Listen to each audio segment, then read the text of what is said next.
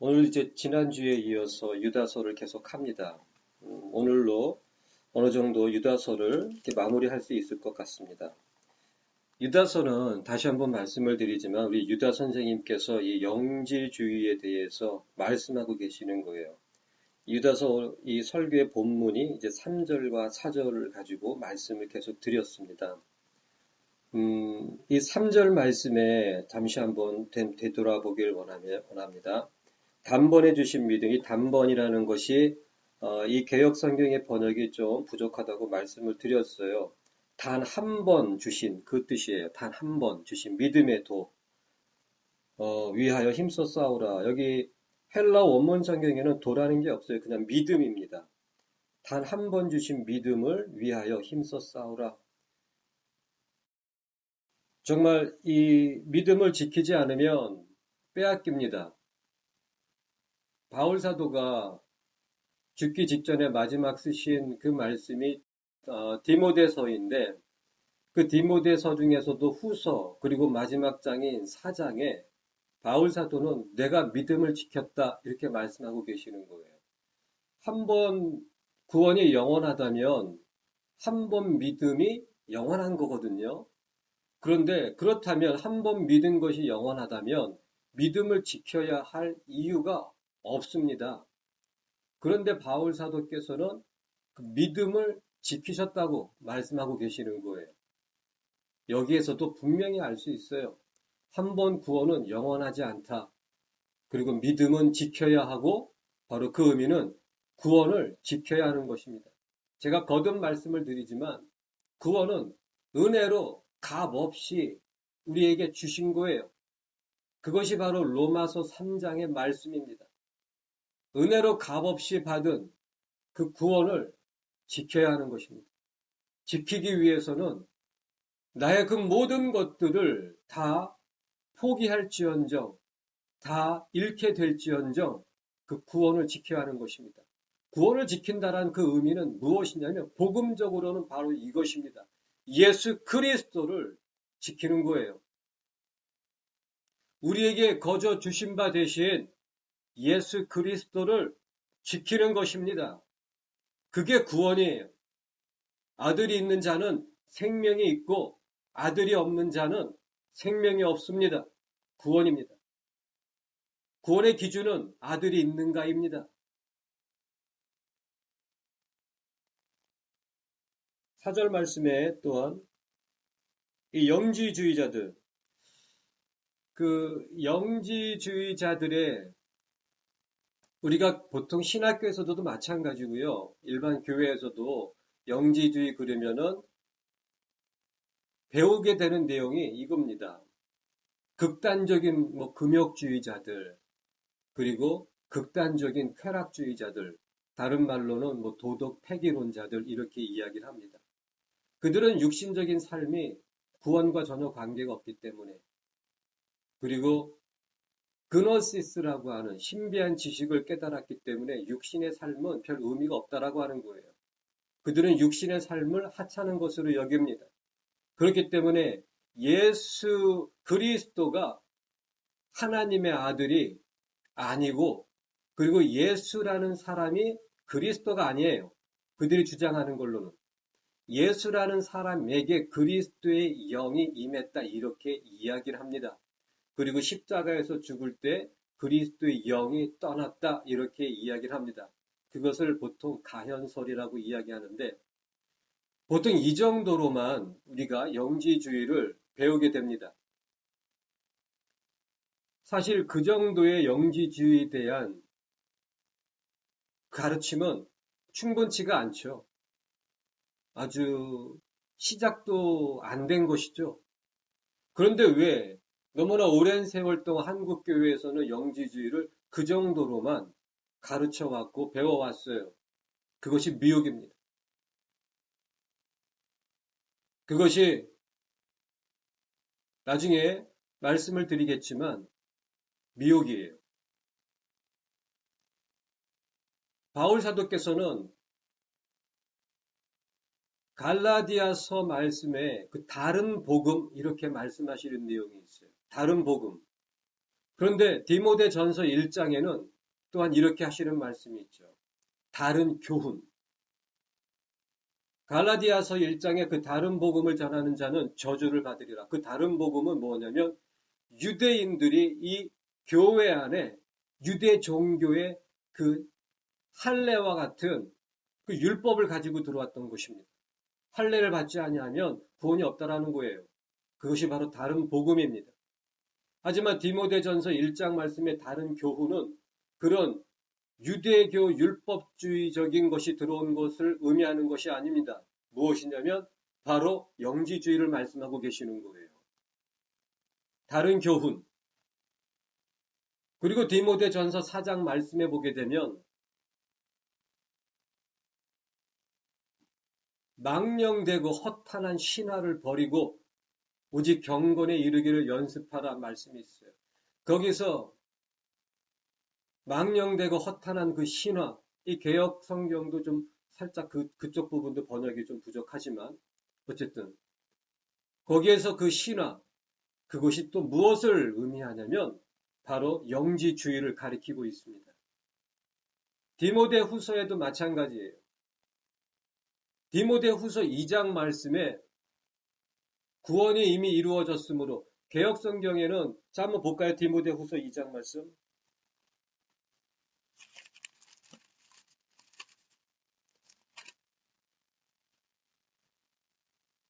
18절 말씀해 보게 되면 이렇게 나와 있어요. 디모데 후서 2장 18절에 진리에 관하여는 저희가 그릇되었도다. 부활이 이미 지나갔다 함으로 어떤 사람들의 믿음을 무너뜨리느니라.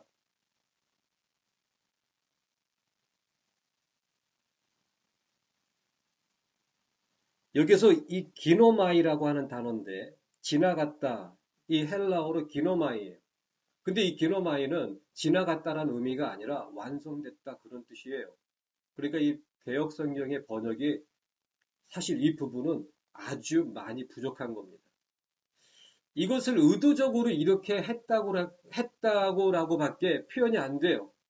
너무나도 명백한 기노마이란 단어하고 완성됐다, 끝마쳐졌다 그런 의미인데 어떻게 지나갔다라고 이렇게 번역을 했는지 의도적인 것이 아니라면 정말 이해가 안 될 정도입니다. 이것에 대한 좀 더 정확한 번역은 이렇게 되겠죠. 저희가 그릇되었도다. 부활이 이미 완성되었다 하므로 어떤 사람들의 믿음을 무너뜨리느니라. 이미 신비한 지식을 깨달았기 때문에 그런 자들은 이미 구원이 이루어졌다 이렇게 얘기하고 있는 거예요. 그런 식으로 사람들의 믿음을 뭐라고 나와 있습니까? 무너뜨렸다고 나와 있어요. 지금 누가 얘기하는 것입니까? 바울 사도가 말씀하고 계시는 거예요. 거짓 교사들과 거짓 선지자들, 이 영지주의자들을 우습게 생각하면 안 됩니다. 무서운 사람들이에요. 그들의 입에는 꿀이 흐릅니다.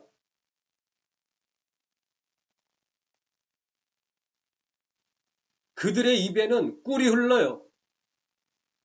사람들의 입맛에 듣고 싶은 말들을 아주 잘 해줍니다. 그것도 성경을 가지고 그것뿐만이 아닙니다. 그들에게는 신비한 능력이 있어요. 속된 말로 꿰뚫어보는 능력이 있어요. 사도행전 16장 말씀에 점치는 귀신이 있어요. 그들은 귀신들과 소통하는 자들입니다. 만약에 점치는 귀신과 소통하고 있다면 예언적으로 무언가 예언적인 말씀이 아니죠.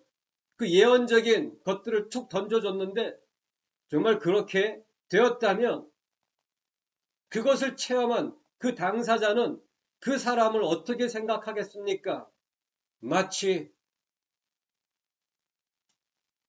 하나님 보듯 할 거예요. 김 집사님, 이번에 이런 계약 있죠? 그 계약 하지 마시고 기다리세요. 하나님이 더 좋은 거 주실 거예요. 근데 그 김 집사 본인은 이걸 너무나 하고 싶었고 기다렸는데 뭔가 그 얘기를 듣고서 정말 기다렸는데 더 좋은 계약이 생긴 거예요. 더 많은 돈을 벌게 된 거예요. 그럴 때 그 김 집사는 그 사람은 어떻게 생각하겠습니까? 야, 하나님의 선지자구나. 붙잡히는 거예요.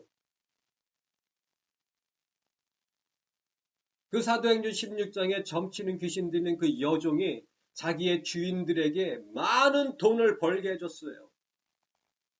똑같아요. 지금의 이 시대의 현대판 영지주의자들, 거짓 교사와 거짓 선지자들, 꿀 같은 말로 그들의 마음을 열고 신비한 능력으로 문제점에 대한 해결을 제시해주고 돈을 벌게 해준다면 안 넘어가겠습니까? 거의 대부분이 넘어가는 거예요. 어떠한 사람들이 넘어갑니까?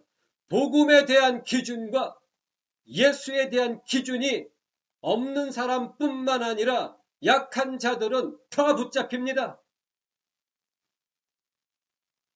세상에 대한 욕심과 미련이 부인되어지지 않는, 그리고 부인되지 않은 모든 사람들은 다 한 명도 빠짐없이 붙잡힙니다.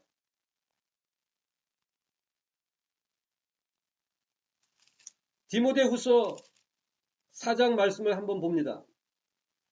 14절에 보게 되면 이런 말씀이 나와요. 구리장색 알렉산더가 내게 해를 많이 보였음에 주께서 그 행한 대로 저에게 갚으시리니 너도, 이 디모데를 지칭하는 것입니다. 디모데야, 너도 저를 주의하라. 저가 우리 말을 심히 대적하였느니라. 자, 14절에는 내게 해를 많이 보였다. 내게 많은 해를 끼쳤다. 지금 내가 누굽니까? 바울 사도예요. 15절 말씀에 우리 말을 심히 대적하였다. 우리가 누굽니까? 바울 사도예요. 사도인 바울에게 많은 해를 끼쳤으며, 그리고 그 사도의 말을 심히 대적했다고 나와 있습니다. 바로 그 자가 알렉산더인데 영지주의자였어요.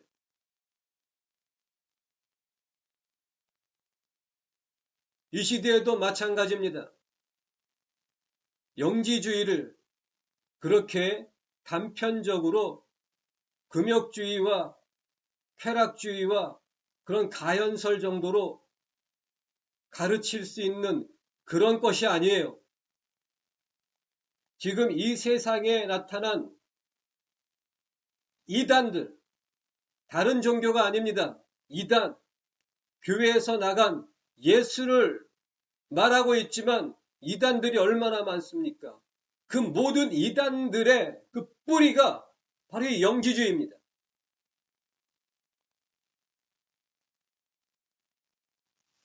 오늘은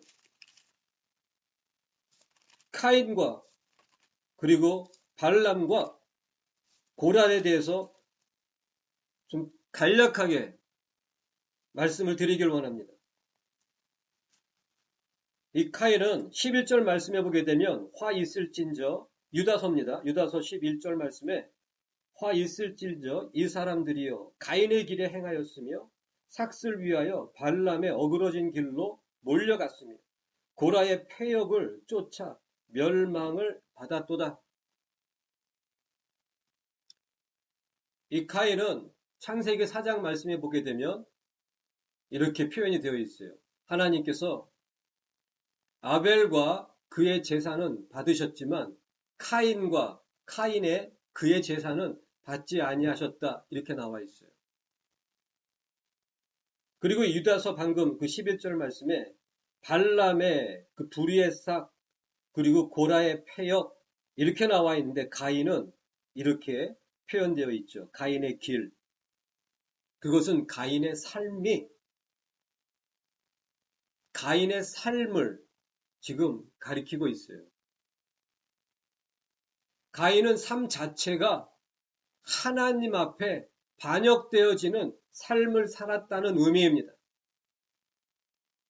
여기서 유다 선생님은 먼저 말씀드리고 원하는 건, 제가 지금 몇 주째 이 유다서를 말씀을 드릴 때에 영지주의의 그 뿌리를 최소한 적어도 창세기 11장에 그 바벨론 종교까지 가야 된다고 말씀을 드렸어요. 그 이유는 뭐냐면 그 이유에 대해서도 좀 설명을 드렸었죠. 나중에 이 영지주의와 철학 그리고 이 마귀들이 이 성경을 영지주의적인 관점으로 풀고 있는 그 이단들이 있어요. 그것에 대해서 함께 모아서 한번 성경 공부 시간에 주중에 말씀을 전할 겁니다. 여기서 유다 선생님께서는 영지주의의 그 시작을 가인까지 가고 계시는 거예요. 좀 깊이 생각해 볼 문제입니다. 자, 이것을 그 성경 공부 시간 때 말씀을 드릴 거예요. 그리고 이미 그 지난 성경 공부 때 이 카인에 대해서도 몇 번 말씀을 드렸을 것입니다. 유다 선생님은 이 카인에 대해서 그 카인의 길, 그리고 창세기 4장 말씀에는 하나님께서 가인과 그의 제사는 받지 아니하셨다. 그 의미는 뭐냐면 하나님께서는 카인을 받지 않으셨기 때문에 그의 제사도 받지 않으신 거예요. 성경에는 명확하게 설명되어 있지 않지만 카인은 그의 삶 자체가 하나님이 받으실 수 없는 삶을 살고 있었어요. 그렇게 그러한 삶을 살면서 제사를 드릴 때에 제물을 바쳤지만 하나님께서는 그걸 받지 아니하셨습니다. 그 의미는 이렇게 한번 적용을 해볼 수 있겠죠. 세상에서 자기 욕심대로 마음대로 살다가 정말 세상적인 말로 개떡처럼 살다가 교회 와서는 천사처럼 양처럼 예배 참석하고 기도에 모임 참석하고 성가대 봉사하고 주차 요원 봉사하고 11조원금 떼먹지 않고 잘하고 감사원금 낼지라도 하나님께서는 그런 것들은 절대 받지 아니하십니다. 삶에서 되지 않으면 그 어떠한 것도 받지 아니하세요. 하나님이 예수가 거짓입니까?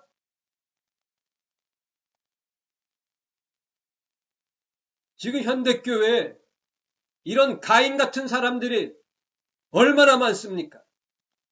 세상에서는 세상 사람과 똑같게 아니면 더 지독하고 더 잔인하고 더 문란하게 살면서 교회에 와서는 천사처럼 경건의 모양을 기가 막히게 잘 꾸미는 사람들이 얼마나 많습니까? 11조를 왜 드립니까? 복받기 위해서죠. 기도를 왜 합니까? 사업 성공을 위해서, 문제 해결을 위해서, 자녀들의 부유와 미래를 위해서. 다 지옥입니다.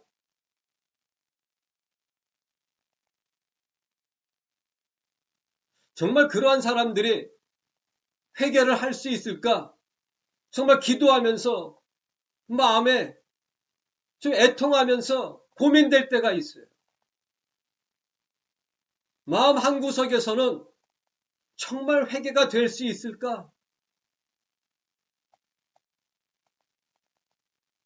하나님만이 아시고 하나님만이 하실 수 있습니다. 그러기에 오직 하나님께만, 우리 예수 그리스도께만 의뢰하는 것입니다. 이 카인은 삶 자체가 하나님을 대적하는 삶을 살았어요. 그런데 교회 생활을 하고 종교적인 행위는 아주 깔끔하게 있었던 사람입니다. 아벨의 제사는 받고 자기의 제사는 받지 않자 그 본심이 그대로 드러나는 거예요. 유다 선생님은 바로 이 영지주의의 시작을 가인까지 제시하고 계시는 거예요. 이건 역시 나중에 성경 공부 시간에 그 영지주의적인 성경 해석 그런 것들을 가르칠 때에 말씀을 드릴 겁니다. 한 가지 예를 든다면 이 영지주의적인 관점으로 성경을 해석할 때 이런 이단적인 해석이 있어요. 이 이단에 붙잡히는 사람들 대부분이 바보들이 아니에요.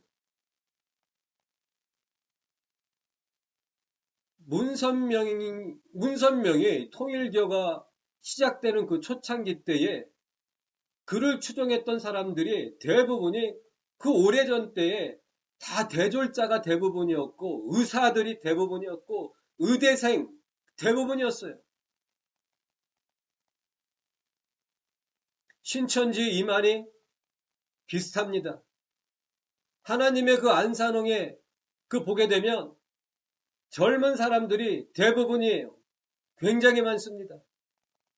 그들이 어리석고 바보라서 그 이단을 쫓아갔을까요? 아니에요. 우리들보다 평균적으로 고학력자들이 굉장히 많아요. 사회적으로도 부유한 사람들이 꽤 많아요. 왜 그들이 그렇게 붙잡혀 갑니까? 제가 말씀을 드렸어요. 베드로 사도께서 이 영지주의자들에 대해서 말씀하실 때에 거짓 교사, 거짓 선지자, 그들은 교사이며 선지자였어요. 그들의 입에는 화려한 미사오구와 그리고 탄탄한 그들만의 이론이 있었어요. 설득력이 있는 그리고 성경을 갖다가 부분적으로 갖다가 붙여놓은 나름 설득력이 있는 나름 강력한 이론이 있었어요. 바울 사도를 대적했던 알렉산더, 후메네오, 빌레도 그들도 마찬가지예요. 사회적으로 굉장히 부유한 사람들이었어요. 유대인들로서 굉장히 높은 그런 교육 수준을 받았던 사람들이에요. 그들이 바울 사도를 많은 해를 끼치고 말로 심히 대적하였고 사람들을 믿음에서 무너뜨렸다라고 말씀하고 계시지 않습니까? 영지주의, 이단의 가르침이 그렇게 우스운 게 아닙니다. 한 번, 두 번 듣다가는 복음이 없는 사람은 아까도 말씀드린 것처럼 다 붙잡혀가요. 제가 그거를 확언할 수 있어요. 붙잡혀갑니다. 정말 예수가 철저하게 기준으로 세워있지 않은 사람들, 복음이 성품과 마음의 기준으로 세워있지 않은 사람들, 세상적인 욕심과 지식적인 욕심이 이 안에 남아있는 사람들, 한 명도 빠짐없이 다 붙잡힙니다. 제가 한번 예를 들어 볼까요? 자, 가인에 대해서 잠깐 말씀을 드려볼게요. 성경 창세기 3장 말씀해 보게 되면 카인의 출생과 아벨의 출생이 있어요. 제가 만약에 우리는 이미 다 알고 있죠. 이미 성경 공부 시간에 말씀을 드렸으니까. 제 아내가 제 설교를 그 주님을 기다리는 신부들에게 그 사이트에 올리는데 거기에서 이제 듣는 분들도 있는데 그런 분들까지 포함을 해가지고 만약에 제가 이런 질문을 던집니다. 카인과 아벨이 쌍둥이인 걸 아십니까? 카인과 아벨이 쌍둥이라는 걸 아십니까?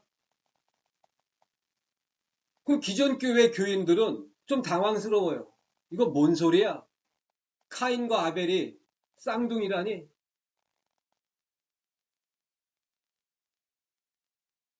이것을 성경적으로 그들은 제시합니다. 자, 성경적으로 카인과 아벨이 쌍둥이라는 것을 100% 성경적으로 지지할 수는 없지만 또한 100% 성경적으로 부인할 수도 없어요. 거기까지는 이론적으로 충분히 카인과 아벨은 쌍둥이일 수도 있다. 성경적으로 제시할 수 있어요. 그 말 이미 성경 공부 때 말씀을 드린 거예요. 그런데 이 이단들은 영지주의적인 해석은 더 나아갑니다. 그렇다면 왜 어떻게 해서 아담과 하와의 그 첫 출생부터 쌍둥이가 나올 수 있을까요? 왜 그렇게 나올 수 있을까요? 그 질문을 던지면서 성경을 그때부터는 미혹입니다. 쌍둥이인데 어떻게 그렇게 카인과 아벨은 어떻게 그렇게 다를까요? 계속 질문을 던져. 그러면서 이제는 이삭과 리브가까지 갑니다. 이삭과 리브가 사이에서도 쌍둥이가 태어난 거 아시죠? 그거는 성경적으로 분명해요. 에서와 야곱이 태어납니다. 에서는 들사람인 거로 사냥꾼이 되고 야곱은 조용한 거로 장막에 거하였더라. 한 배에서 나왔는데 어떻게 그렇게 다를 수 있을까요? 창세기 35장에 아비 이삭이 죽은 이야기가 나오고 심지어 라헬이 죽은 이야기도 나오는데 아니 심지어는 리브가의 유모가 죽은 얘기는 나오는데 리브가가 죽었다는 얘기는 성경에 나오질 않아요. 왜 그럴까요? 이런 식의 질문을 계속 던지면서 사람들로 하여금 호기심을 자극합니다. 그래서 성경을 아주 묘하게 풀어댑니다. 벌써 궁금하지 않습니까? 뭔가 솔깃하고 알고 싶지 않습니까? 바울 사도께서 디모데전서 1장 말씀에 다른 교훈을 가르치는 그 내용의 그 핵심이 무엇이냐면 끝없는 족보 그 말씀이 있어요. 디모데야 내가 너를 에베소에 남겨놓은 이유는 어떠한 자들이 그 다른 복음을 전함이라. 끝없는 족보에 창념치 않게 하려 함이니라. 그러한 것들은 믿음 안에서 하나님의 경륜을 이루기보다는 변론을 내미니라. 끝없는 변론, 끝없는 논쟁거리, 그런 거에 마음을 두지 말라고 하는 거예요. 하지만 이단들은 영지주의자, 현대판 영지주의자들은 그러한 논쟁거리를 가지고 성경으로 들이댑니다. 성경적인 지식에 성경은 말이죠. 살아내는 거예요. 지식을 추구하고 지식을 쌓는 게 아닙니다. 복음은 살아내는 거예요. 그런데 이 이단들은 자꾸 지식을 제시하고 지식을 쌓게 하려고 하는 거예요. 마음에 욕심이 있는 자들은 쫓아갑니다. 그런 사람들 몇 명 봤어요.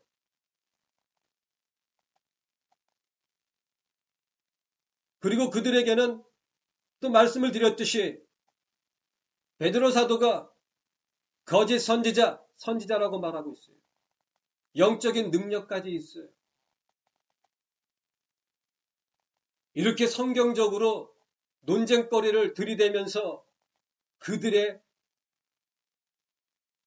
그 논리로, 이단적인 논리로 그걸 풀어내고 덧붙여서 영적인 능력을 제시하고 나타내고 보여줬을 때 그것을 쫓아가지 않을 사람들이 어디 있겠습니까? 예수가 없는 자들은 정말이지 다 쫓아갑니다. 이 시대가 너무 무서운 시대예요. 그 영지주의, 지금 한 가지만 더 말씀을 드리도록 합니다. 어떤 사람이 신천지 그 이만희 교주를 행적을 조사했던 사람이 있었어요. 이 이만희 교주는 과거 오래전에 아주 별 볼 일 없는 개신교 목사였습니다. 근데 이 사람이 이만희를 추적하다 보니까 어느 날 몇 년 동안 이 사람에 대한 행적이 없어요. 그리고 몇 년 후에 나타나가지고서 다시 그때 뭐 교회라고 지칭하면서 시작을 했는데 그때부터 갑자기 몇 년 사이에 수천 명으로 막 성장하는 숫자적인 성장이 일어나는 그러한 교회가 됐다고 합니다. 그게 신천지예요. 그 사람이 이야기하는 포인트는 이것이었습니다. 어떻게 2, 3년 사이에 저렇게 바뀔 수 있을까?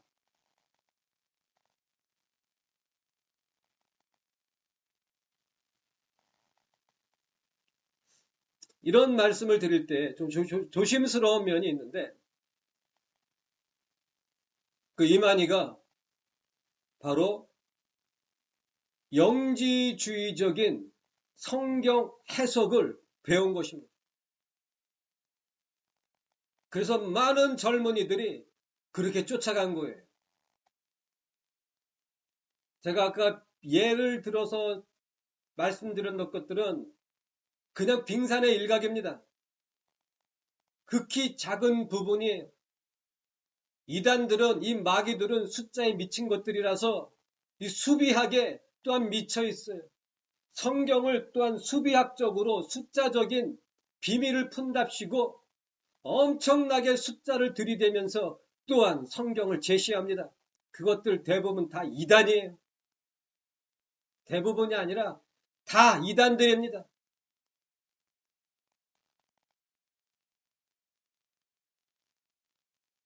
과연 그 이만희가 영지주의적인 성경 해석을 어디에서 누구에게 배웠을까요?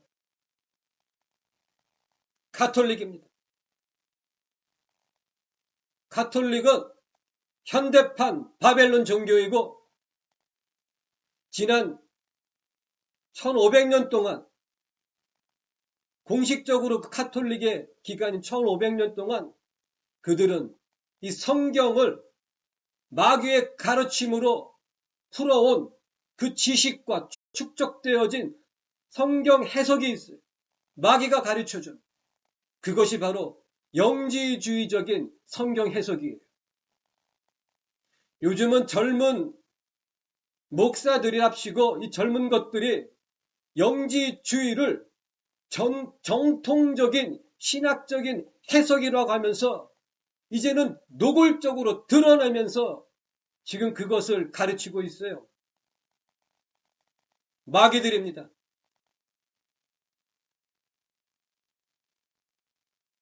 가톨릭은 우리가 상상할 수도 없는 마귀의 가르침을 통해서 이 성경을 정말 말도 안 되는 하지만 복음이 없고 예수가 없는 자들에게는 그 마음이 현혹될 수밖에 없을 그러한 마귀적인 영지주의적인 성경 해석법들을 가지고 있어요.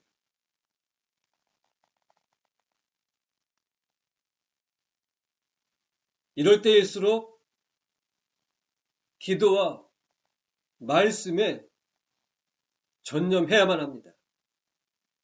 기도하지 않으면 붙잡혀요. 이 기도도 세상 원하는 문제 해결, 사업 성공, 자녀들의 부유한 미래 이런 거 다 내려놓으시기 바랍니다. 그 기도 응답이 아니라 오직 예수 그리스도만을 원하는 기도를 해야만 합니다. 그러지 않으면 죽어요. 붙잡힙니다. 오직 말씀. 이단들은 외경을 자꾸 들이대요. 유다에서 도마의 복음, 에녹서 이런 외경들을 자꾸 들이댑니다. 그런 자들은 조심하시길 바랍니다. 성경 66권으로 충분해요.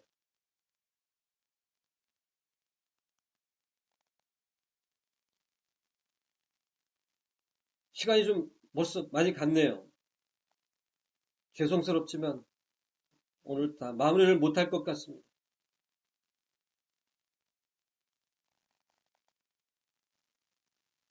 어쨌든 현대판 이 영지주의가 그렇게 가볍게 여길 것이 아닙니다. 기도하지 않고 말씀이 없는 자는 정말이지 예외 없이 붙잡힙니다. 그리고 이 이단에게 붙잡힌 자들에 대해서 우리 주님께서는 너무 안타깝지만 디도서 3장에 보게 되면 이렇게 말씀을 하고 계세요. 이단에 대해서는 한 번, 두 번 권면한 후에 멀리하라. 미련을 갖지 말라는 거예요. 요한 3서에 보게 되면 또한 요한 사도를 대적하는 자가 나와요. 디오드레베. 요한 3서 1장 9절 말씀에 요한 사도께서 이렇게 말씀하고 계시는 거예요. 내가 두어 자를 교회에게 썼으나 저희 중에 으뜸되기를 좋아하는 디오드레베가 그 디오드레베가 우리를 접대하지 아니하니 사도인 요한을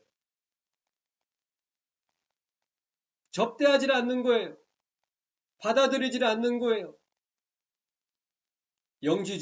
영지주의자입니다. 디오드레베. 그가 그 교회를 송두리째 다 장악하고 지배해버렸어요. 무엇입니까? 다른 교훈으로. 거짓 교사이며 거짓 선지자 디오드레베. 이자 역시 영지주의자였어요. 성경에 이 거짓 교사와 거짓 선지자들이 회개했다란 말씀이 단 한 군데도 없어요.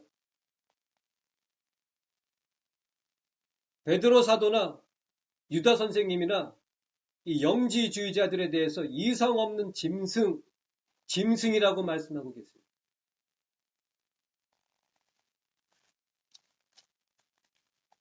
다시 한번 죄송스럽게 생각을 합니다.